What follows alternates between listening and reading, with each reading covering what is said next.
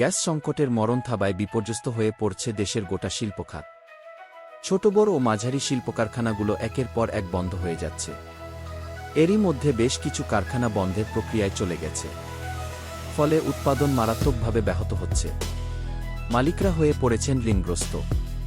গ্যাসের অভাবে কারখানাগুলোতে শ্রমিকের পাওনা বেতন মেটাতে হিমশিম খাচ্ছেন শিল্প মালিকরা। উপায় না থাকায় অনেকেই করছেন শ্রমিক ছাঁটাই। আবার গ্যাস না পেয়ে কারখানাগুলোর কোটি কোটি টাকার যন্ত্রপাতি নষ্ট হচ্ছে।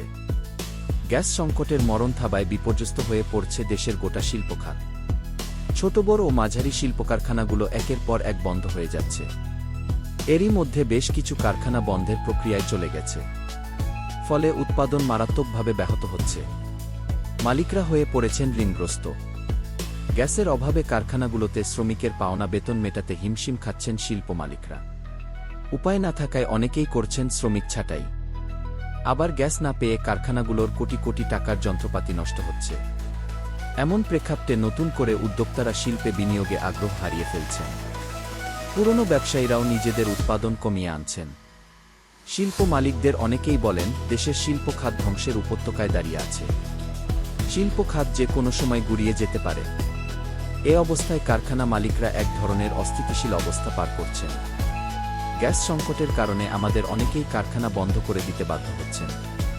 তারা আরও বলেন, উৎপাদন ব্যাহত হওয়ায় ক্রেতাদের অর্ডারের পণ্য দিতে পারছি না।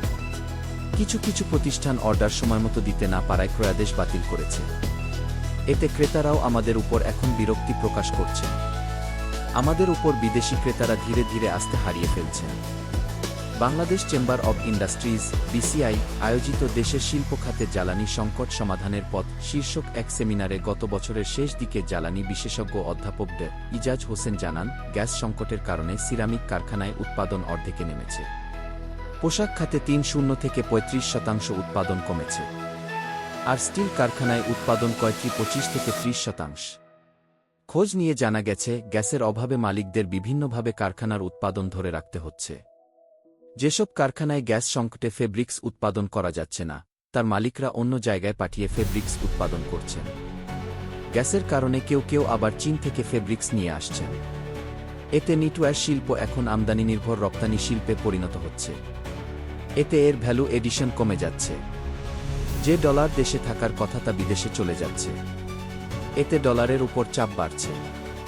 রিজার্ভ কমে যাচ্ছে। গ্যাস সংকটের কারণে যে পরিমাণ পণ্য মালিকদের রপ্তানি করার কথা ছিল তা না হওয়ায় মাস শেষে শ্রমিকের বেতনও ঠিকমতো দেওয়া যাচ্ছে না। একইভাবে ব্যাংকের যে ঋণ তাও তারা সময়মতো পরিশোধ করতে পারছেন না। Bangladesh knitwear manufacturers and exporters অ্যাসোসিয়েশনের (BKMEA) সভাপতি মোহাম্মদ হাতেম বলেন, এ মুহূর্তে আমাদের প্রধান যে সমস্যাগুলোর মুখোমুখি হতে হচ্ছে তার একটি গ্যাস সংকট। এটি যদি শিগগিরই সমাধান করা না যায় তাহলে রপ্তানিমুখী পোশাক খাত সাংঘাতিকভাবে ক্ষতিগ্রস্ত হবে। সিরামিক খাতের মালিকরা জানান, নিরবচ্ছিন্ন গ্যাস না পেলে তাদের কারখানার যন্ত্রপাতিগুলো নষ্ট হয়ে যায়। সিরামিক শিল্পের একমাত্র কাঁচামাল হচ্ছে প্রাকৃতিক গ্যাস। গ্যাস সংকটের কারণে এই শিল্পটি এখন ধ্বংসের সম্মুখীন এবং সিরামিক উৎপাদন ব্যাহত হচ্ছে। Bangladesh ceramic manufacturers and exporters অ্যাসোসিয়েশনের (BCMEA) সভাপতি ও মুন্নু সিরামিক্স ইন্ডাস্ট্রিজের ভাইস চেয়ারম্যান মইনুল ইসলাম গতকাল বলেন, আমাদের খাতে একটি টেবিলওয়্যার এরই মধ্যে গ্যাসের অভাবে বন্ধ হয়ে গেছে। এ অবস্থায় দেশের শিল্প খাত ধ্বংসের উপত্যকায় দাঁড়িয়ে আছে। Bangladesh garments accessories and packaging manufacturers and exporters অ্যাসোসিয়েশনের (BGAPMEA) সভাপতি মো. শাহরিয়ার বলেন, এ মুহূর্তে আমাদের সবচেয়ে বড় সমস্যা হচ্ছে গ্যাসের। আমাদের যে সদস্যদের পুরনো গ্যাস সংযোগ আছে তাদের গ্যাস সংকটের কারণে উৎপাদন ব্যাহত হচ্ছে। কিন্তু শ্রমিকদের ঠিকই টাকা দিতে হচ্ছে।